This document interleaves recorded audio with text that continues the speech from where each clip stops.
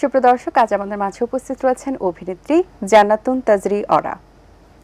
শুভ সকাল আপু, কেমন আছেন? আলহামদুলিল্লাহ আপু, ভালো আছি। শুভ সকাল আপনাকে। কেমন ধন্যবাদ। আমিও বেশ ভালো আছি। এখন টেলিভিশন এবং নাটকে আপনি কাজ করছেন, তো এই অভিনয় জগতে আসার পেছনের কারণটা কি? দেখা যেত যে আমি আগে শ্যুট করতাম, মডেলিং সাইডে ছিলাম, তো অনেকে দেখে পছন্দ করতো, বলতো তুমি অ্যাক্টিংয়ে খুব ভালো করবে বা ট্রাই করে দেখতে পারো। সো সেখান থেকেই আর কি কাজ করা। তো আসলে এখানে আসার পরে এখন কত বছর ধরে কাজ করছেন আপনি মিডিয়াতে? মিডিয়াতে আমার জার্নি স্টার্ট হয়েছে মাত্র 3 মান্থ। 3 মান্থ ধরে বিভিন্ন নাটকে কাজ করেছি, মডেলিং সাইডে আছি আগ থেকে। আচ্ছা, মডেলিং দিয়ে আপনার শুরু, এখন আপনি নাটকে আছেন 3 মাস ধরে। তো কোনটা এনজয় করা হচ্ছে বেশি, মডেলিং নাকি অ্যাক্টিং? অ্যাক্টিং। অ্যাক্টিং এর কোন বিষয়টা আপনার ভালো লাগে যেটা মডেলিং এ নেই? অবশ্যই দুটো ডিফারেন্ট, বাট তারপরে স্পেসিফিক্যালি তো দুইটাই ক্যামেরার সামনে। সো কোনটা আসলে বেশি এনজয়, কোন স্পেসিফিক কারণের জন্য আপনি এনজয় করেন? অ্যাক্টিংয়ে আসলে সবকিছু এক্সপ্রেস করা যায়, নিজের ইমোশন নিজেকে তুলে ধরা যায়। আর মডেলিংয়ে হয় কি, আমরা একটা এক্স্যাক্টলি একটা ড্রেসের বা একটা প্রোডাক্টের শ্যুট করি, সো একটা লাইক একটা বারবি ডলের মতো আমি জাস্ট ড্রেস শো করছি। এখানে আসলে আমি কথা বলছি না, আমার এক্সপ্রেশন শো করছি না। আচ্ছা, আপনি বেশ কয়েকটি সিরিয়ালে কাজ করেছেন, 3 মাস ধরে কাজ করছেন, তো সেগুলোর মধ্যে আসলে পপুলার হয়েছে কোন নাটকগুলো? আমি আরটিভিতে কাজ করছি, ম্যানেজ মাস্টার সিরিয়াল, যেটা খুব জনপ্রিয় হয়েছে। তারপর বৈশাখী চ্যানেলে মহল্লা সিরিয়ালে কাজ করেছি, এখনও করছি, এবং সিঙ্গেল নাটকগুলোতেও কাজ করছি। আচ্ছা, আপনি যেটি কথা বলছেন সেখানে আপনার ক্যারেক্টারটা কি? ক্যারেক্টার দেখা যাচ্ছে কখনো সেকেন্ড প্যারালাল নায়িকা হিসেবেই কাজ করা হচ্ছে এবং একক নাটকগুলোতে নায়িকা হিসেবে কাজ করা হচ্ছে। আচ্ছা, তো অ্যাক্টিং এর তো দেখা যায় যে অনেকেই হয়তো বা শিখে আসছেন, থিয়েটার থেকে আসছেন, সেক্ষেত্রে আপনি নিজেকে কিভাবে আরো বেশি গ্রোম আপ করছেন? অ্যাক্টিং করতে করতে এবং আমার যখন সিনিয়র আর্টিস্টরা থাকে তাদের অভিনয় দেখে কিছুটা হলেও শেখার চেষ্টা করি। এছাড়াও প্রত্যেকটা ডিরেক্টর ভাইয়াই অনেক ভালো ছিল, তারা আমাকে গাইড করে অন স্ক্রিনে, ক্যামেরার পিছনে। এছাড়া যদি আমি বাসায় যদি বলি, তাহলে আমি প্রচুর নাটক দেখি এবং নিজে নিজে প্র্যাকটিস করার চেষ্টা করছি এখনো। আচ্ছা, আপনার পছন্দের অভিনেতা অভিনেত্রী কারা? আচ্ছা, আমার পছন্দের যদি অভিনেত্রী বলি তাহলে মেহজাবিন আপু।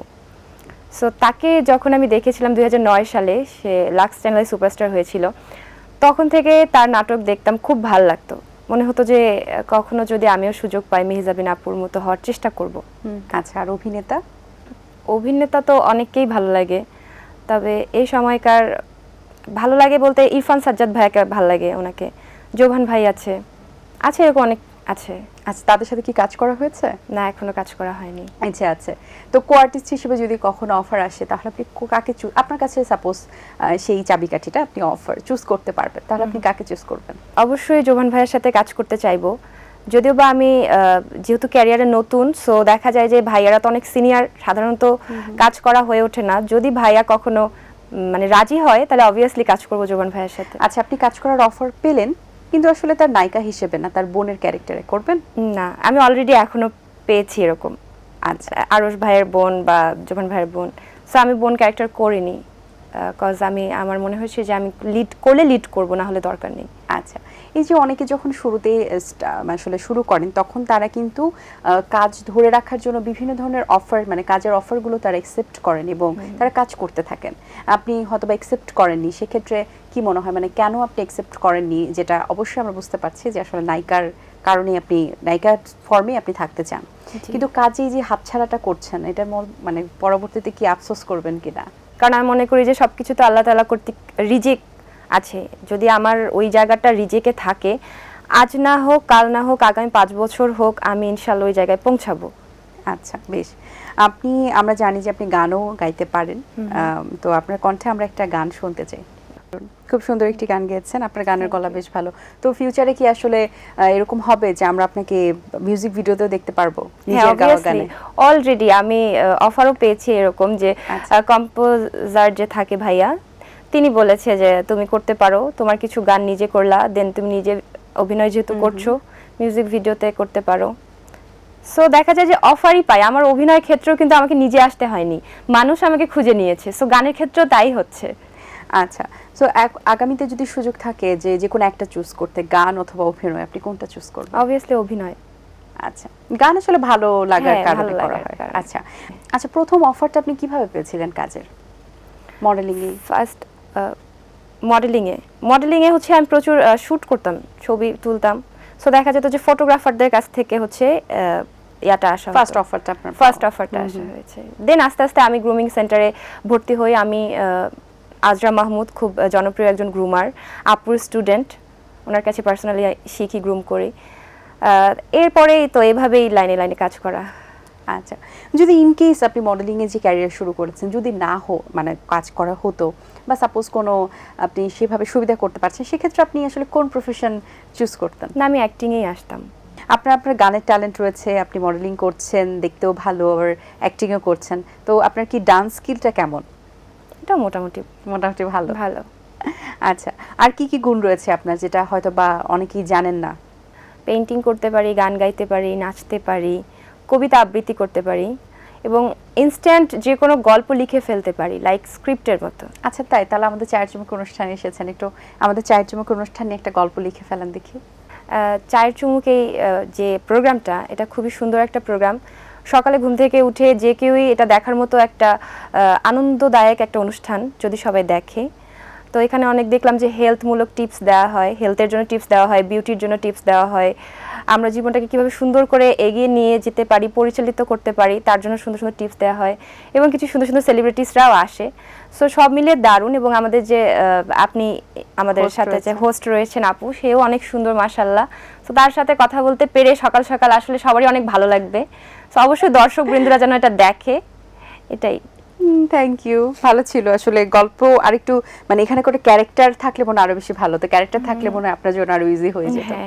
আচ্ছা, অনেকে কিন্তু দেখি যে আপনি যেমন বোনের ক্যারেক্টার করতে চান না, আবার অনেকে নায়িকা হয়ে গেলে তারা কখনো মার বাবার ক্যারেক্টার করতে চান না। আচ্ছা আচ্ছা। হ্যাঁ, বা সিনিয়র ক্যারেক্টার গুলো করতে চান না। সেক্ষেত্রে আপনার কি পরিকল্পনা? আপনি কি নায়িকা করে দিয়ে শুরু করবেন এবং নায়িকা হয়ে শেষ, নাকি যখন আরো তো জার্নিটা তো অনেক বড়, এখন অনেক সময় পড়ে আছে, তারপরও যখন আপনি সিনিয়র হয়ে যাবেন তখন কি আপনি মার ক্যারেক্টার করবেন? হ্যাঁ, অবশ্যই করবেন, এটা করবেন। আচ্ছা, দেখা গেল আপনি যাদের সাথে অ্যাক্টিং করেছেন নায়ক হিসেবে, তাদেরই মা হিসেবে অ্যাক্টিং করতে হচ্ছে। না, এটা তো করব না। দেখা যাবে যে নেক্সট প্রজন্ম যারা আসবে, আমার সন্তানের বয়সী হবে, অবশ্যই তাদের সাথে তাদের মা হয়ে কাজ করতে চাই। আচ্ছা, বাহ, খুব ভালো। এমনিতে আমাদের তো নর্মালি ডেতে অন্যরকম একটা রুটিন থাকে, রোজার সময় এই শুটিং স্কেজুয়ালগুলো সবকিছু নিয়ে কিভাবে আপনি রুটিন মেনটেন করেন? একটু টাফ হয়ে যায় সারাদিন না খেয়ে, কিন্তু দেখা যায় যে যখন দেখি যে অনেকগুলো সিনে যেতে হয়, পারছি না, কজ এনার্জির দরকার আছে, ডায়লগ ডেলিভারি করা, এক্সপ্রেশন দেয়া, ড্রেস বারবার চেঞ্জ করা, মেকআপ নেওয়া, এটা কিন্তু খুবই টাফ। সো সেই ক্ষেত্রে দেখা যায় যে মাঝে মাঝে রোজা মিস হয়ে যায়, যেদিন খুব একটু প্রেশার যায়, যখন দেখি যে না সিন ঠিক আছে, পারবো, তখন রোজাটা রাখি, এভাবেই আর কি। আচ্ছা, অবসর সময় কি করা হয়? অবসর সময়ে এই যে গান করা হয়, গুনগুনিয়ে গান গাই, আমার গিটার আছে, একটু টুংটাং চেষ্টা করি। আচ্ছা, ঘুরতে প্রচুর ভালোবাসি, ঘুরতে যাই বা পেইন্টিং করি, হবিসগুলো নিয়ে থাকি আর কি। পছন্দের শিল্পীকে? ইন্ডিয়ান হচ্ছে শ্রেয়া ঘোষাল আপু। তার কণ্ঠে অবশ্যই জাদু আছে, খুবই ভালো লাগে এবং তাকে ফলো করার চেষ্টা করি। বাংলাদেশে আসলে সবারই গান শোনা হয়, তারপর কণা আপু আছে, সুন্দর গান গায়, সাবিনা ইয়াসমিন আপু ছিল, খুবই দারুণ গান গাইতো। যদি আপনার কাছে এরকম অপশন থাকতো যে আপনি 90s-এ জন্ম নিয়েছেন এবং 80s-এ জন্ম নিয়েছেন, আপনি ওই সময়ের স্বর্ণময়ী সময়ে আছেন, তাহলে আপনি কোন নায়িকার প্রতিচ্ছবি হতে চাইতেন বা কোন নায়িকা হতে চাইতেন? আচ্ছা, শাবনূর ম্যাম। শাবনূর ম্যামকে খুবই ভালো লাগতো। সে একাই রাজ করেছে ইন্ডাস্ট্রিতে, তার সময়কার কিন্তু অনেক আপুরা ছিল, যেমন পূর্ণিমা আপু, অপু বিশ্বাস আপু, অনেকেই ছিল, কিন্তু কেউ কিন্তু তার জায়গায় ওভাবে যেতে পারেনি। চান? আমার কাছে মনে হয় যে একটা জায়গা ক্রিয়েট করলে বেস্টটা দিয়ে ক্রিয়েট করো।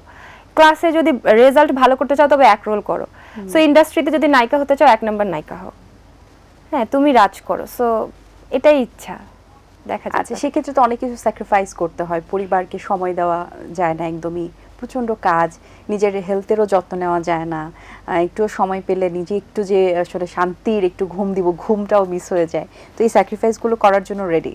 হ্যাঁ, রেডি, মানে ভালো কাজ উপহার দেওয়ার জন্য আসলে। হ্যাঁ, আমি আমার কাজে খুবই ডেডিকেটেড।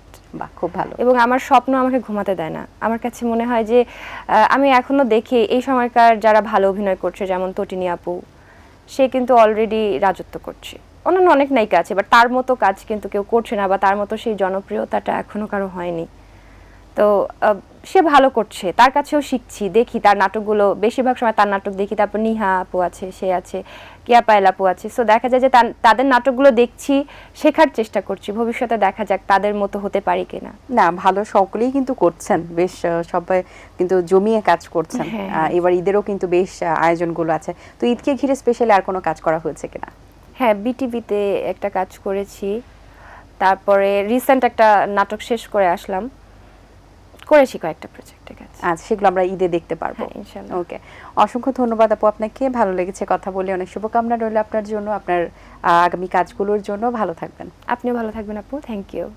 দর্শক, আশা করছি আয়োজন ভালো লেগেছে। আজ এই পর্যন্তই, দেখা হবে আগামী পর্বে নতুন কারোর সঙ্গে। সেই পর্যন্ত ভালো থাকবেন, সুস্থ থাকবেন এবং এটিএন বাংলার সাথেই থাকবেন। সকলকে আল্লাহ হাফেজ।